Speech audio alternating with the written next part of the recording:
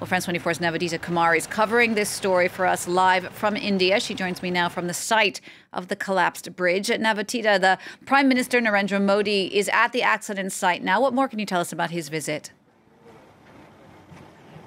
Yes, amid high security, Prime Minister Narendra Modi just visited this collapse site. He oversaw the rescue work from that tower behind me, and he was briefed about this present situation and what is the status of the rescue search.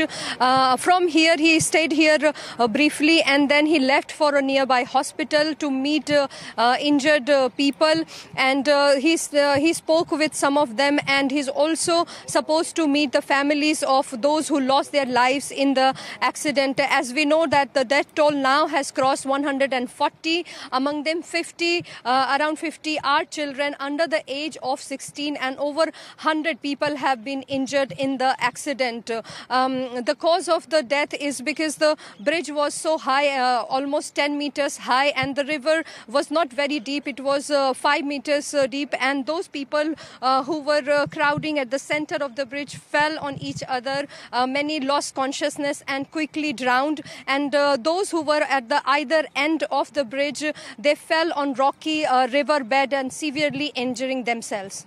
Navodita, this accident happened now over 36 hours ago. Are the rescue efforts still ongoing? Is there any hope of finding anyone else alive at this point?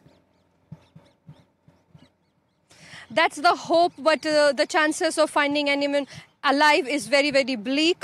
There are hundreds of rescue workers still trying to search any dead bodies or any people who still might be alive. There are teams from different security forces, from the Army, the Navy, Air Force, and also the National Disaster Response Force, the police, and also the fire department. There are over 30 boats also involved in the search operation.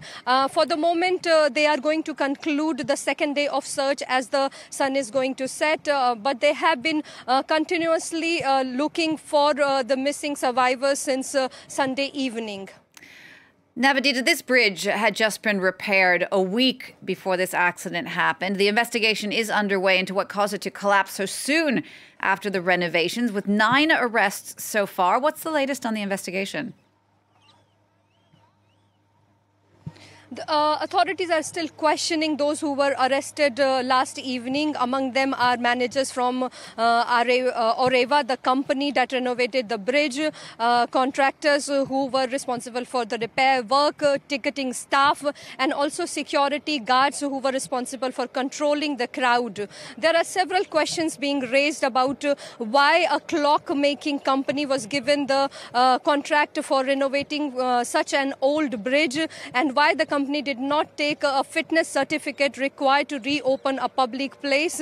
But people are also wondering whether the authorities are really pushing all the blame just on the company, why they are not, taking the responsibility, because according to local people, the companies cannot reopen a public place without the knowledge of the local authorities.